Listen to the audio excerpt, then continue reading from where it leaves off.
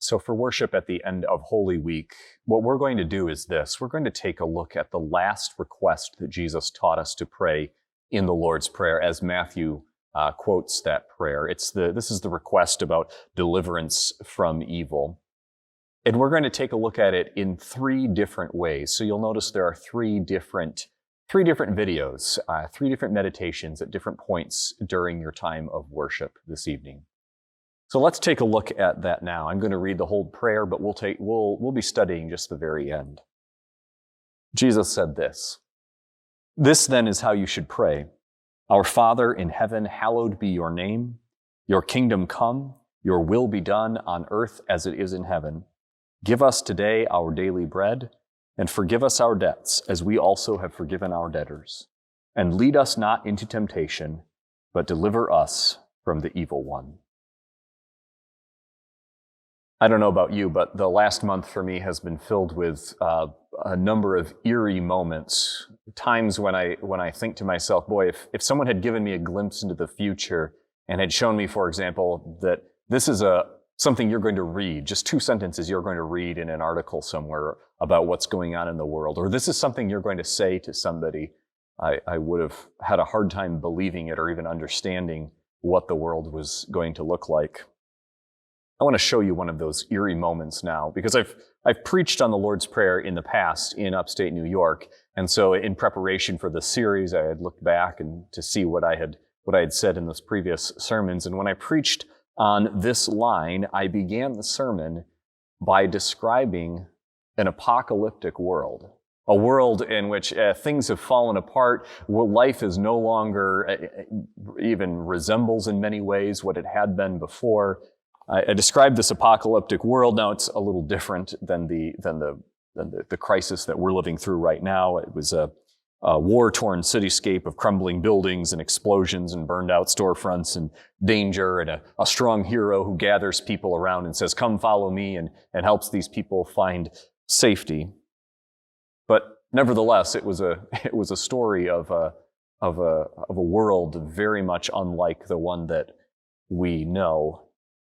And then I naively apparently said this back in that sermon in 2014. I said, I'm assuming we'll never be in that sort of a situation. But in many ways, we are in a very strange, bizarre, even seemingly apocalyptic situation where we've been confined to our homes in many ways, where we read the reports of hospitals being overwhelmed by people and see maps with the whole globe covered in this disease. In some ways, we're in a situation like this where we're facing an enemy. It might not have been the enemy that I had imagined when I preached a sermon on this text several years ago. Then I was imagining some sort of military enemy, but we're facing an enemy right now. And we've always had enemies. Sometimes the enemies we face are military enemies.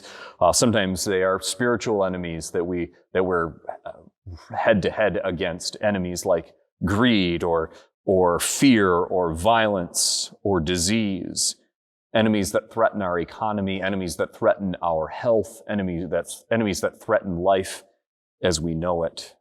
We just happen to be staring down one kind of those enemies right now in our world as we stare down a pandemic and in many ways fall victim to its attacks, the attacks of this disease. Now is the time for us to pray, lead us not into temptation, but deliver us from evil. Now is the time when we need this prayer, perhaps unlike we've ever needed it before. Now is the time to know what God teaches us to know with these words. And what God teaches us to know are 3 things, and these are the 3 things we're going to be looking at in these 3 videos today. The first thing that God teaches us is this, that we are weak. The second thing that God teaches us when He teaches us to pray, lead us not into temptation, but deliver us from evil, is that our enemies are strong.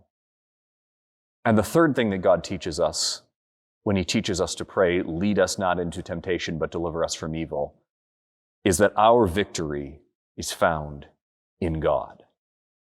Let's take a look at those first things. We are weak.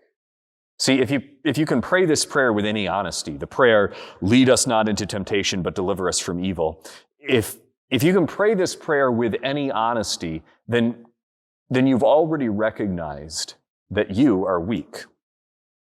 You've already recognized that on your own, you would stumble right into temptation, the temptation that you're praying to God about. You recognize that you're weak and that on your own, you would not be delivered from this evil. You'd be dragged down to defeat by it. Now, the old-fashioned translation of the first half of this request, lead us not into temptation, it sometimes confuses people. I think we stick with these words in our translation, lead us not into temptation, because they're just so traditional. But they can mislead us in a certain way, a confusing way that actually confuses us about what God does for us. And I'll go back to, for some of you, maybe a little bit of 7th grade English class, grammar, for those of you who learned to diagram sentences anyway. The way to understand what's going on in this request, lead us not into temptation, is to understand that the word not goes with the prepositional phrase into temptation. It doesn't go with the verb lead. In other words, well, see, if the word not went with the verb lead, it would be as though we were praying to God, God, make sure you don't lead us into temptation, as though God would lead us into temptation. But God, of course, doesn't lead us into temptation. Instead, the word not goes with into temptation. We're asking God to lead us, and we're saying, God, lead us anywhere that is away from this temptation. Lead us where, God? Lead us not into temptation. That's what we're praying. It's similar to, say, well, imagine a person who has been drinking too much in a bar, and she realizes she's got a problem, and she calls her friend, and she asks her friend to come and rescue her, and says, I need you to come and pick me up. I'm not in a good situation. And so the friend comes and picks her up, and she gets in the car with her friend, and her friend says, well, where would you like me to take you now? And the friend says, not a bar.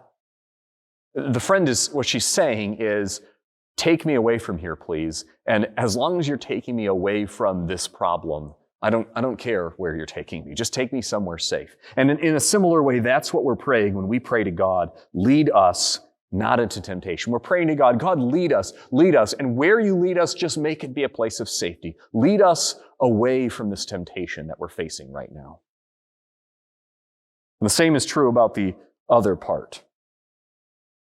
Deliver us from the evil one. We're pleading with God to lead us away, to bring us away from this danger that we're facing. And to pray a prayer like this, to say these sorts of things, lead us not into temptation, deliver us from the evil one, to say these sorts of things, we have to admit that we are weak.